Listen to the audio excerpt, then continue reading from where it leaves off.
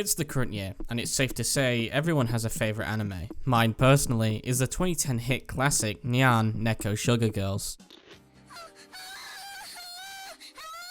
Alright, that's enough of that. It's hard to believe that less than a decade ago, anime was viewed as a niche hobby for 4chan basement dwellers who would get bullied for liking it publicly. With every nerd subculture comes its fair share of creeps, anime being no exception. Due to the rise of the normalization of enjoying anime, some goblins feel comfortable enough to express their unhinged fantasies onto public platforms. It comes to no surprise then, that with the culmination of people on the internet sharing and posting about their favorite Japanese characters, that some will go to more degenerate lengths to satiate their love for anime. You probably already heard the word loli being used in these communities, which in English translates to a young or young-looking girl character in Japanese anime and manga. And if you've heard that word being thrown around, then there's a good chance that you've heard another word come right after it: pedophiles, or as they like to call themselves, lolicons. The discussion between loliporn has become quite stained online, whereas most people would look at that and rightfully call it disgusting. Some of the more interesting characters from the community defend it vehemently, and due to how big the anime community is, there are a few influential people involved who seem to discuss and defend this topic more than anyone else. Today, we're going to be dissecting their points while taking a look into their own degenerate desires. Allow me to introduce you to the anime Degenerates.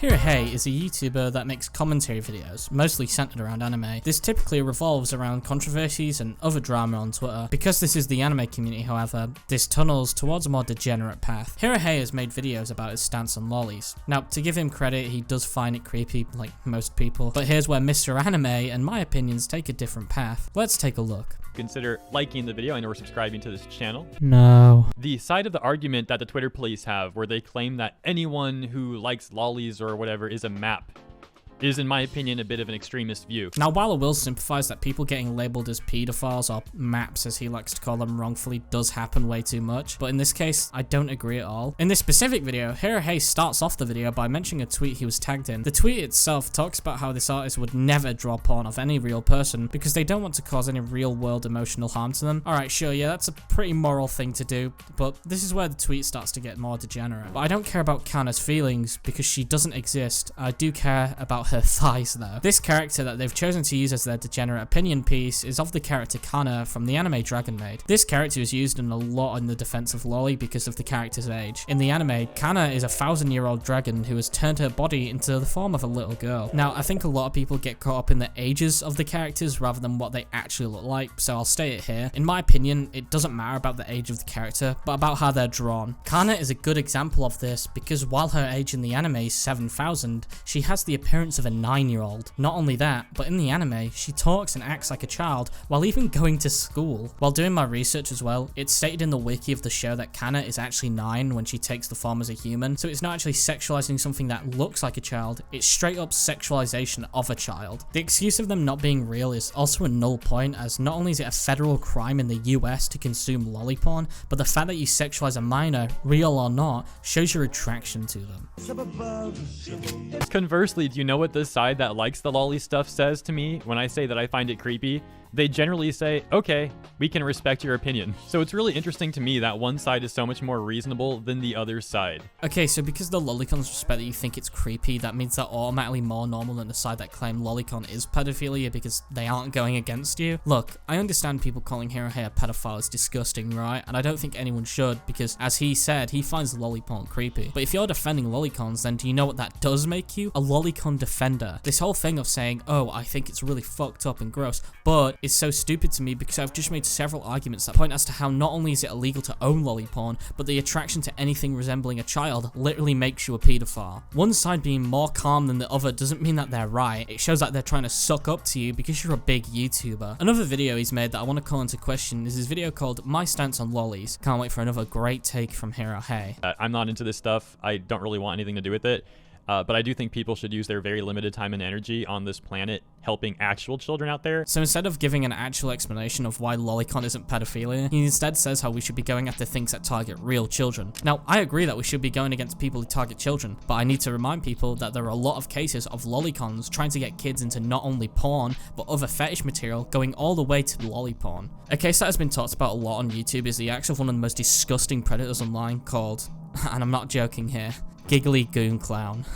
Yes, that is their actual username. Regardless, they would use Roblox to coax kids into divulging into lolly porn, and would even message a select few on Twitter in the hopes to groom them. Other than cases of people sending lolly porn to kids in documented cases, hypothetically, what are the chances that kids end up in the pro-lolly community and end up being groomed? If a community's sole basis is that it's built off the sexualizing of drawn children, what would stop them from going even further and not only trying to access real-life CP, but to groom a child as well? Even if it wasn't illegal to consume that type of content, which on a state-by-state basis in the US it very much can be, it's still morally fucking deplorable to not only defend it, but to engage in it is in what I and other people would consider to be pedophilia. A lot of this video is pointing fingers at specific people to try and make out that the anti-lollies are just as, or if not worse, than the people they go against. Now, while I'll agree that there are some fucking disgusting creeps that try to use communities to hide themselves from being caught, I also want to make the argument that just because there are cases of bad people in a certain community, it doesn't make the entire community as bad as the individuals. Now, I know what you little lolly enjoyers in the audience are going to say. Well, aren't you saying that our entire community is bad? Yeah, I am. But the difference is that the people I'm calling out are in a community that actively defends the sexualization of children, no matter if you try to mask that by saying that they aren't real. Now, Hirohei might think lolly porn is disgusting, right? But the fact is that he actively defends people that consume it. So I find it really weird how we can not only find lolly porn disgusting, yet say that the people who actively enjoy the content aren't pedophiles. That is a massive contradiction in my opinion. Hirohei isn't the first person who has this opinion, and I doubt he'll be the last. Unfortunately, he's not the only person we'll be discussing in this video. So let me introduce you to the next champion to step into the ring.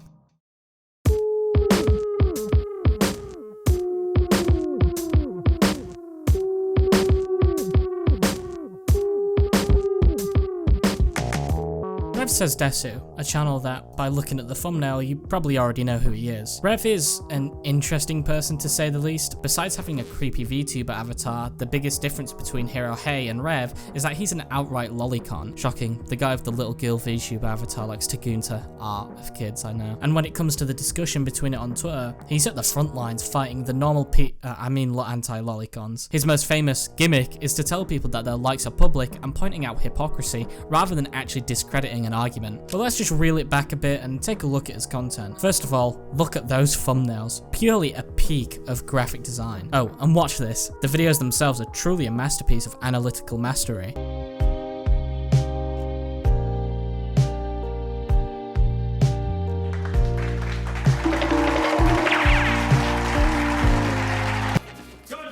I don't think I need to reiterate that I'm not the biggest fan of the guy or his content, so let's just get into his incredible opinions. In the video called Vice Releases Hit Piece Targeting the Manga Industry, Rev says that Vice's video doesn't hold much power and / or respect because they're a journalism company. Vice has an inherent hatred of manga, anime, and Japan as a whole, and Vice is spreading misinformation. I mean, the whole argument of no victims is something that nobody can deny. Because, of course, the next logical step for anybody offended by this stuff is to say, well, it leads people to be attracted to children and it encourages abuse.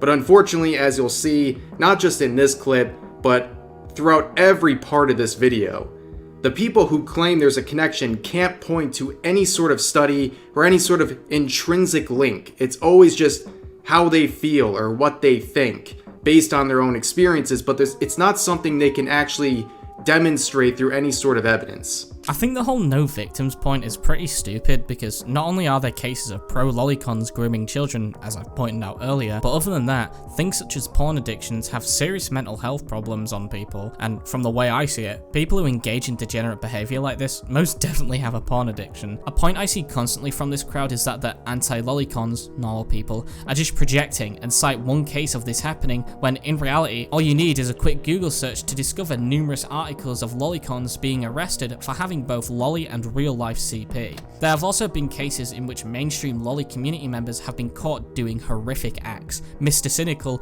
a YouTuber who was an avid lolicon defender, admitted to having sex with children on a trip in Thailand. This man still has a YouTube channel to this day with over 100,000 subscribers. Another time that I was getting drunk and I started talking about, like, everyone's like, oh, you rape these children, you rape these children. I'm like, no, it's fuck rape, you know, it's that guy. Well, you still fucked him, right? Yeah, I had sex with him. Just pointing out the issues of a different culture is not xenophobic. Every country has its problems, and Japan definitely had and still has a child exploitation problem. Let's go into detail, shall we? Firstly, the production, sale, and distribution of child pornography has only been illegal since 1999. To add insult to injury, possession of child porn was completely legal up until 10 years ago. Well, at least Japan has fixed it up now, right? Justice served. Oh wait, the maximum penalty for child rape is 5 years, with the ability to get out before then? Okay. To this day, industries in Japan that sexually exploit children are booming, including junior idols, in which millions of copies of photo books and videos are sold of child models in tight-fitting and revealing clothes in provocative positions. So yeah, to point out Japan's issues with child exploitation is not xenophobic, just like it's not to criticize Iran's treatment of the LGBT, China's dystopian surveillance, or even the knife crime statistics in Britain. Loli porn isn't something you naturally watch or look up. You have to engage in that behavior constantly. From what I've seen of Vice's video, all they're doing is showing a massive problem in the manga industry with porn, and because of how popular loli content in Japan is, that's obviously going to be talked about, among other things. I want to remind both sides here that we're talking about a video uploaded by Vice News, okay? Vice is not some arm of the American legislature or that of any other country. They're not some law enforcement agency. Okay, so why are you making a video about it then? The way he's presenting this video is like it's a bunch of nothing that people shouldn't pay attention to, but obviously Rev himself made a 14-minute, 57-second video about it, so there must be something that upset the lolicons this much. Well, other than saying lolicon is disgusting, of course. Just because Vice is a journalism company, it doesn't mean that it doesn't hold weight. I mean, look at the countless documentaries that are even on YouTube that have shown how disgusting and weird someone or something can be. I mean, you yourself, Rev, have had multiple videos on you spanning many years, so you must know what it's like to be publicly ridiculed, right? A thing I've barely touched upon up until now is how all these channels react to videos like, well, this. And that's because there's really only one person who genuinely does that. Rev.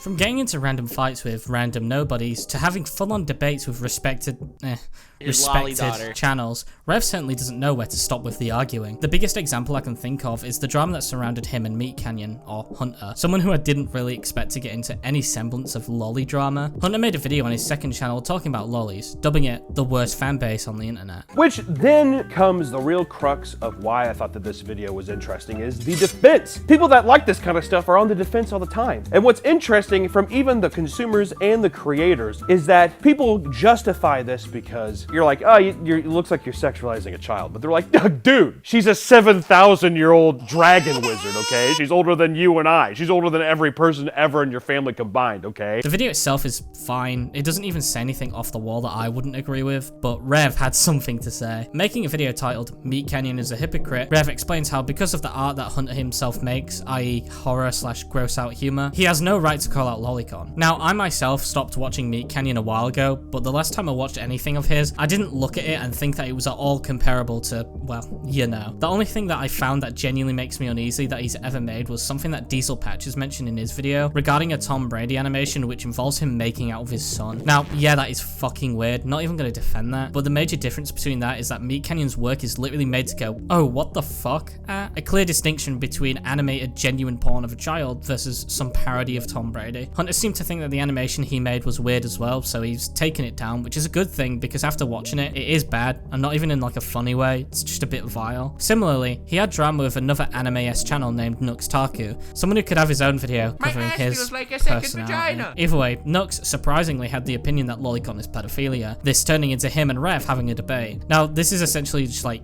Guna versus Kuma, so there's not really much to say other than pointing out how much Rev likes to fight with other YouTubers. I don't have anything against Rev on a personal level. I just think he's a pretty bad person when it comes to making commentary videos. Upon my research of Rev, I figured out that he has his own cycle of sorts. See someone say that lolicon is bad, make a massive thread about how this person is either projecting, stupid, or that their likes are public, then act as if he's won. I myself tried to get to the bottom of the case and asked the main source himself to... no response. This is a repeat tactic used by Rev and many other pro-lolicons that surprisingly work, garnering enough sympathy and mass hate on his side from the depths of the anime community to basically mass reply to any sane user who has a normal opinion. Rev doesn't really have any good points in favor of loli, mostly just saying that it's not real and why he's scared of a 4-letter word. But hey, Rev might be a disgusting creep, but hopefully his fans are more well-adjusted, right? Oh, she looks a bit young there, mate.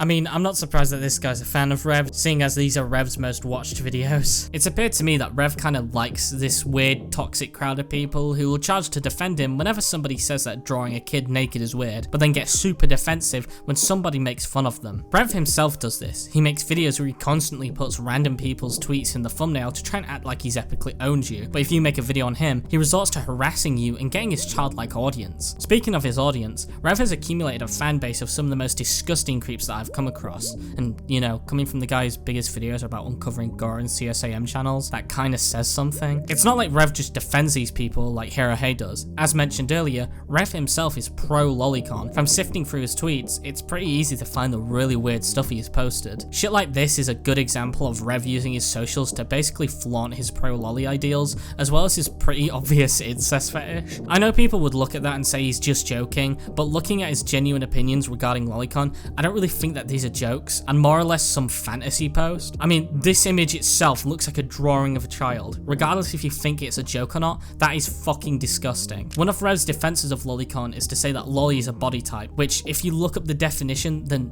no, it really isn't. Loli is the depiction of a child, not some short or petite body. Child. We're talking about children, not short people. Even so, the qualities that most of the characters have are inherently childlike, including, most importantly, speaking like a fucking child. When I first started looking into this video, I thought that Rev would honestly be the most famous example of a pro-loli channel, but as I started to look through the community, I found that there is a YouTuber who exceeds the popularity and reach of Hirohei, Rev, and any other pro-loli channel.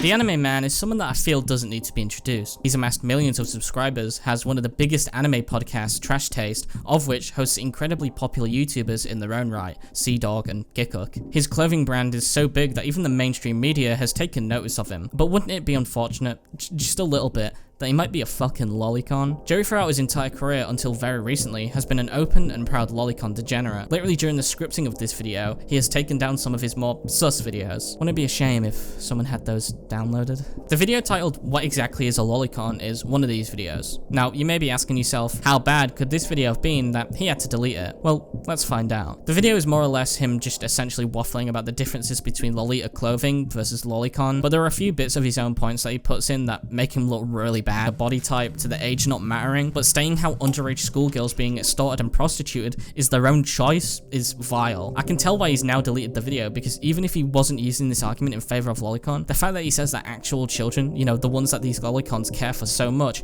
are choosing to be sexually exploited is disgusting. For some reason, in the video he says that he won't be touching upon lolicon, but that's what he does in the entire video, and it just looks to me like he's trying to dodge any points against him so that he can say these are just the points of the masses or something. The peak of this video is where Joey himself proudly professes that he's apparently not a lolicon because he likes lolis in anime, but not in real life. Unfortunately, lolicon isn't just prevalent in anime and manga. This shit happens, unfortunately, in Japan in real life, and even outside of Japan as well. Now, you're free to discuss the moral and ethical values about this, you know, like, oh, is it acceptable in real life and not in anime or manga, or is it not acceptable in either way? Like, you're free to discuss that, since I'm not going to be touching it in this video. Now, am I a lolicon?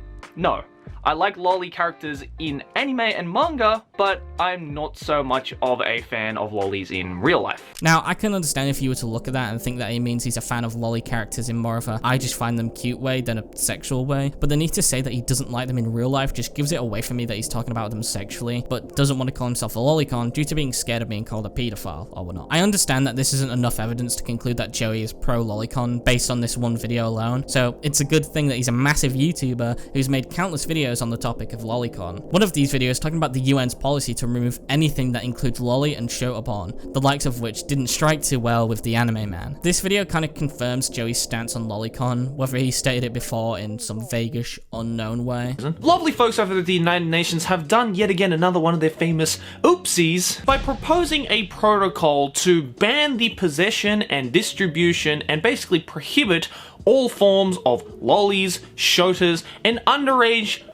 pornography from the face of this earth. The need to quote the word pornography, like that's not what the UN is doing, kind of shows that he most likely hasn't read the article or believes that lolicon isn't porn. Now, for someone who's supposed to be a massive figure in the anime community, you'd think that he knows what porn of all thing is, seeing as he did an entire tier list of his favorite hentai. So that can only lead me to conclude that Joey quite literally doesn't see loliporn as porn. Because truth be told, I don't give a flying fuck what you beat your meat to in the middle of the night in your room in your own privacy, because getting rid of lolis and shotas in anime, manga, doujinshis, and hentai, which is essentially, you know, fiction, shockingly isn't gonna get rid of people having fucked up thoughts and sexual attractions like that. Do you not understand what the point of making things illegal is? Yeah, obviously people are still going to have disgusting thoughts, so to make the content that is based off of those disgusting thoughts illegal will mitigate the amount of influence and encouragement that these people will have to maybe go out and do the actual crimes. Now, a point I see a lot when this is made is that we could say the same for violence in video games, movies, etc. But the major difference between, let's say, a game like Rainbow Six Siege is that if the media and content is made in a way that doesn't glorify and encourage the contents of the acts that they are committing, then that's automatically way different than, I don't know, content that's being made to sexualize children. Joey also makes the point that this will ruin a lot of Japanese companies and businesses due to them essentially not being allowed to ship drawn CP to other countries. Now, this might be a bit of a hot take, but if your business is going under because other countries made the sexualization of children illegal to ship from your country, then that's probably a good thing. So you may be asking yourself, why are you bringing up a 5-year-old now deleted video? He could have changed his stance and that's why it's been deleted. Normally, I'd agree with you. Stances change over time, people grow up, cultures that were once accepting of such material are no longer accepting. However, since the publishing of this original video, Joey has demonstrated on numerous occasions that he still stands by the arguments he's made. One of these videos being where he ranks his favorite hentai.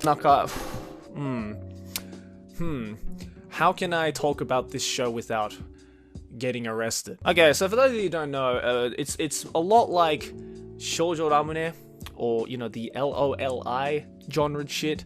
And yeah, it was okay. I'm just gonna put this in a B because it wasn't terrible, but, you know, subject matter. Out of the 35 hentai that Joey ranks, a good 60% of them are in the loli category based on looking at how the characters look alone, which confirms that he has watched animated CP, because why would he rank something if he hasn't seen it? Though some might argue that he's just parroting the opinions of the gooning masses, keep in mind that Joey has made this tier list himself based on things that he's cranked it to, rather than using a template that someone else has made. Regardless, even if it were a template, Joey admits in the video's intro that he's ranking them based on what he's seen and how memorable they are. Get my drift. So today, that's what we're gonna do. I have collected 35 cultured anime series.